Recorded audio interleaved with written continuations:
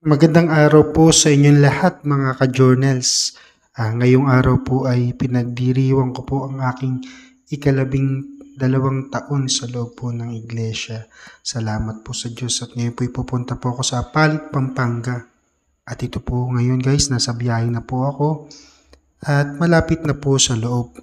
Papasok na po kami sa loob po ng convention. At ito po guys ay nasa chapel na po kami. Ito po yung labas ng chapel.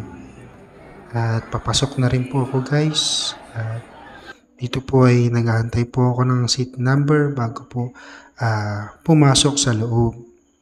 At umpisa na po ang pasalamat. Tayo po ay naghandog na awitin para sa Diyos na makapangyarihan sa lahat. At ito po guys, yung naman ang dancing fountain. Sinamantala ko na rin po makapunta dito habang break time po. At napakaganda guys at napakasarap sa mata at panoorin. Ayun guys, kitang-kita po. Napakaganda po. Nakaka-relax po at may kasama pa po ng awit papuri sa Diyos. Salamat po sa Diyos sa lahat ng kanyang kabutihan